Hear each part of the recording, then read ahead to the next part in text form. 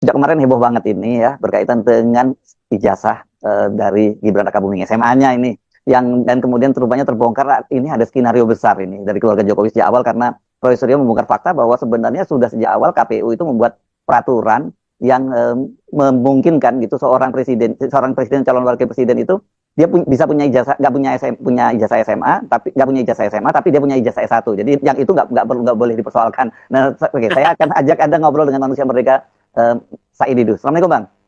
Waalaikumsalam warahmatullahi wabarakatuh. Jadi kelihatannya skenario-nya udah sempurna betul gitu ya. Tapi kita tahu kan ada gium no perfect crime ya. Serapi-rapinya kejahatan itu pasti akan terbongkar juga begitu ya. Kita harus cerahkan publik bagaimana skenario ini terjadi. Kita tidak membahas lagi yang dibahas oleh teman-teman RT. Ya. Itu Rio Suryo, Ramson sama Rismon sama Dr. Tifa. Ya. Kita melihat begini. Ini memang betul-betul ada skenario yang sangat besar yang dilakukan oleh dinasti Jokowi yang saya menduga memang ada rencana untuk menghancurkan bangsa ke depan. Karena moral yang dirusak. Nah, kita lihat ini mulai 2019 pengesahan pernyataan ijazah 2019 ya. Ya tanggal 8 Agustus. Itu 8 Agustus. Ya 8 Agustus 2019. Yes. Itu penyetaraan ijazah kursus. Insert UTS oleh Kemdikbud dari pusat itu. Nah, terhadap ijazah terhadap Gibran 2019. Yes. Nah, sepertinya di situ dia sudah ketahuan bahwa ini harus ada skenario ke depan agar Gibran bisa lolos ke berikutnya. Ya. Capres cawapres. Nah, 2019 ini untuk Solo dulu ya, untuk Pilkada Solo. Dulu, ya? Untuk Solo. Ya. Nah, di situ dia masuk jebakan sehingga dia harus merekayasa. Apa yang terjadi? Kita lihat langsung dibikin peraturan KPU 9 Oktober 2023. Ya, nomor 19. Duluan dari keputusan MK. Yes. Nah, inti daripada keputusan KPU itu menyatakan bahwa apabila sudah ada pernyataan bahwa dia punya ijazah S1 luar negeri, maka tidak dibutuhkan lagi bukti ijazah SMA dalam negeri. Itu kan inti dari PKPU. Kira-kira ya. Bunyinya ya kira-kira seperti itu ya. Karena ingin menutupi yang 2019 tadi. Ya. Penyetaraan yang tidak setara gitu. Yang tidak sah. Nah, terus jadi dia amankan dulu ijazahnya. Amankan dulu ijazahnya Gibran lewat keputusan KPU 9 Oktober 2023. Yes. Nah, baru mengamankan setelah itu aman, maka disuruhlah bergerak untuk bagaimana Gibran menjadi calon wakil presiden atau calon presiden dengan melanggar umur. Itu ingat? Mahkamah Konstitusi ya berarti ya? Mahkamah Konstitusi. Ingat berbagai usulan tentang itu berkali-kali dilakukan dan selalu ditolak oleh MK. Oke? Tahu-tahu datanglah mahasiswa dari Solo mengusulkan mengusulkan hari libur loh. Hari libur dan diterima. Mengajukan judicial review ke Mahkamah Konstitusi. Judicial review. Ya. Dan dia menyatakan alasannya itu bukan kepentingan. Dia menyatakan sebagai warga Solo menginginkan Gibran menjadi calon wakil presiden. Clear. Jadi jangan ada yang membelokkan lagi bahwa seakan-akan itu membuka kesempatan buat anak muda. Enggak, ya dia pengagum Gibran pada waktu itu dia pengagum Gibran dan menyatakan hasil Gibran yang dia apresiasi. Jadi usulan siapa namanya dulu tuh mahasiswa itu? Iya, Almas Saki Biru kalau nggak salah itu anaknya Bonyamin Saiman itu. Ya. Nah, Bonyamin Saiman. Supaya publik paham, ini usulan ke MK khusus untuk Gibran, bukan untuk anak muda. Jadi para termul janganlah belok-belokkan lagi, itu clear. Disidangkanlah dengan berbagai cara, maka disahkan bahwa boleh. Dan ingat, saat itu keputusan itu sebenarnya kalau diperdebatkan, keputusan MK menyatakan, kan ada 3 yang menyatakan boleh asal bekas gubernur, yang 2 menyatakan bekas bupati, tapi dibelokkan menjadi bekas gubernur atau bupati atau wali kota. Bupati dan wali kota, ya. Nah, akhirnya gol lah. Nah, terus setelah itu baru tanggal 25 Oktober kan baru mendaftarkan. Mendaftarkan jawabannya. Saya ulangi kronologisnya. Urutannya urut betul ya? Urut betul. Saya ulangi urutannya supaya publik paham. Ada 8 Agustus 2019 apa namanya? Oh. 2019 Oke. itu pengesahan INSEAD.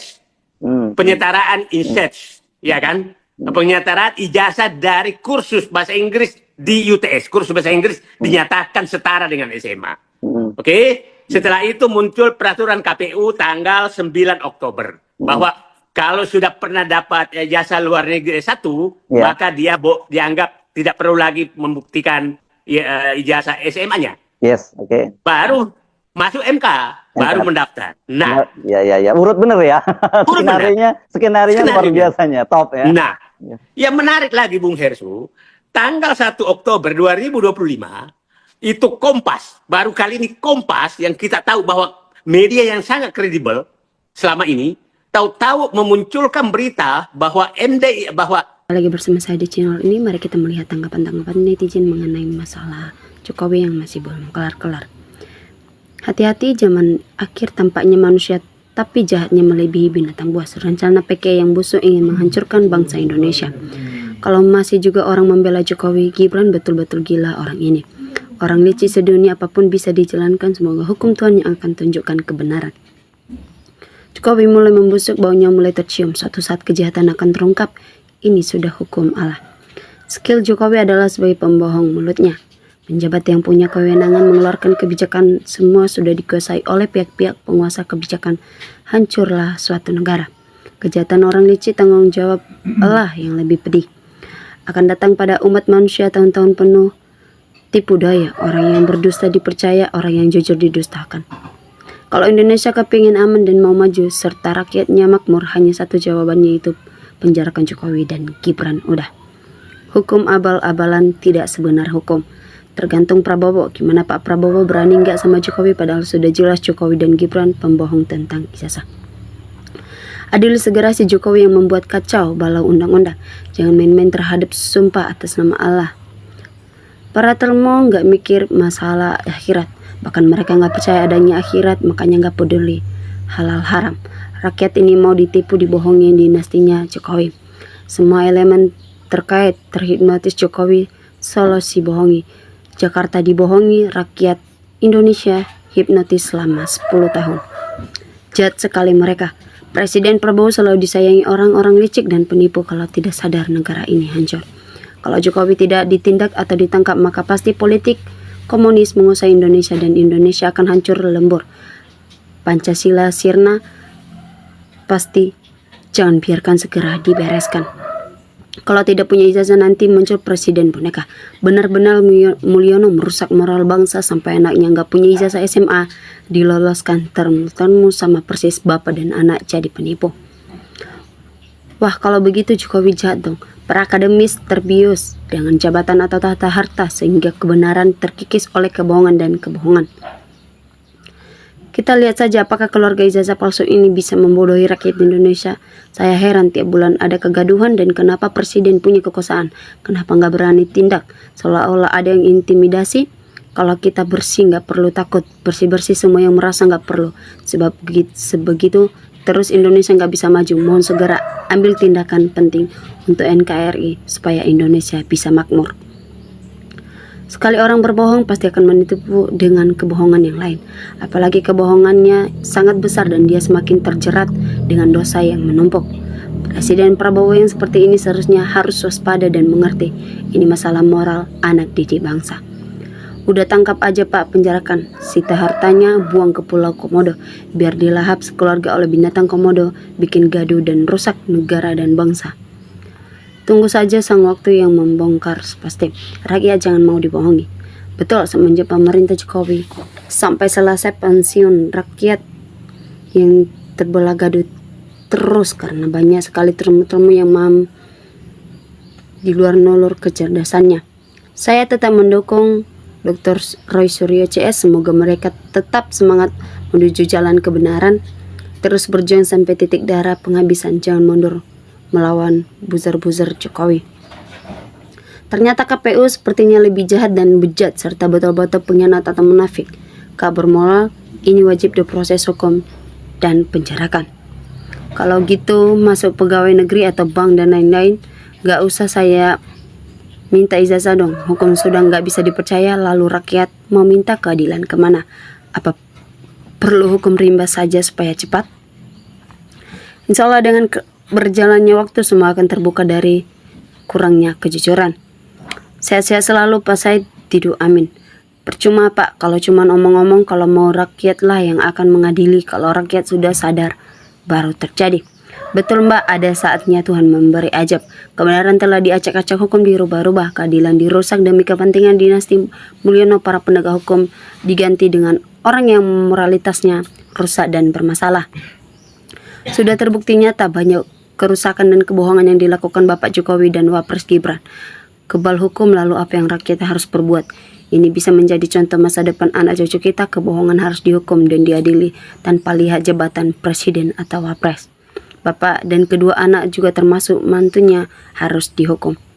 Sudah jelas modelnya, tapi bukan hanya Jokowi dan keluarganya, namun kroni-kroninya dan penyelenggara atau penjabat-penjabat negara menjadi pelindung kejahatan, bahkan menjadi kelompok miris memikirkan masa depan bangsa dan generasi penerus jika kejahatan-kejahatan saat ini tidak dihancurkan. Memang yang jahat akan dipermalukan oleh Yang Maha Kuasa. Publik inginkan penjabat apapun harus jujur, terbuka, transparan, baik persoalan data, dokumen, hal yang kecil sebagai syarat untuk menjadi penjabat publik. Kalau ada kebohongan, maka kalau masyarakat ada yang tahu dan menuntut, wajib untuk membuka kembali kebenaran yang dilindungi undang-undang. Baik publik yang meminta dalam tuntunannya, baik yang bersangkutan sebagai penjabat publik. Rusak, hancur negeri ini. Stop, jangan dibiarkan. Sudah jelas ketahuan boroknya atau kebohongannya, tapi kenapa penegak hukum gak ada yang berani menghukumnya? Seolah-olah takut melebihi ke malaikat. Ada apa ini? Padahal semua orang tahu setiap bersalah harus diadili.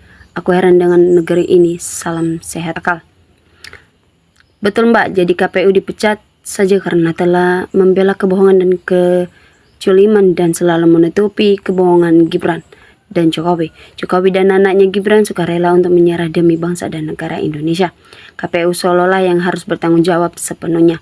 Betul, setuju, penjahat, penipu, koruptor, pembohong, pengkhianat diadili saja. Kenapa keluarga ini ijazah bikin gaduh? Makanya sekolah yang benar. Orang-orang yang sudah kaya tapi masih korupsi uang negara, hidupnya mungkin akan gelisah, tidak tenang. Ada 4 penegak hukum yang perlu dibersihkan. Pertama, Ketua MK, kedua Hakim, ketiga KPK, keempat polisi. Keempat penegak hukum ini bisa mengendalikan dengan uang. Jadi seharusnya kalau ada melanggar hukum sebaiknya dihukum mati. Pintar banget ya bikin channelnya, padahal sangat mudah sekali. Salut banget saya. Ya, tinggal tindak 2 orang tersebut, Joko dan Gibran. Kalau benar rusak negara, kalau tidak wah bahaya. Bisa-bisa Indonesia sebelum hancur rakyat seluruh Indonesia serang orang-orang tersebut. Jadilah penjabat yang baik, jujur, amanah, dan selalu mencintai rakyat, karena jabatan yang kau jabat akan kamu pertanggungjawabkan di akhirat kelak. Kok jadi curang banget, jahat. Negara ini bukan perusahaan, layak Jokowi segera ditangkap. Kenapa para penjabat dan penegak hukum pada diam? Haruskah hukum jalanan berlaku? Carilah pemimpin yang sidik, amanah, pandai tupai melompat, jatuh juga. Jadi Pak ini tidak bisa berhenti begitu saja sebelum hukum di negara kita betul-betul tegak, adil dan juga jujur. Maka sebelum Jokowi dan Gibran selesai dan beberapa keluarganya diusut dan dihukum, maka jangan harap negara ini siapapun pemimpinnya juga jadi presiden gak bakalan benar. Polri, kehakiman, kejaksaan maupun pengadilan dan KPU benar-benar harus diadakan perubahan orang-orang di dalamnya. Gara-gara masalah ijazah Jokowi yang tidak kunjung segera diselesaikan, maka sekarang terjadi kelompok yang tetap berpihak pada kebenaran dan kejujuran, menunggu-nunggu apa yang akan terjadi. Baik teman-teman, kita sudah melihat sebuah cuplikan video di bawah ini. Mari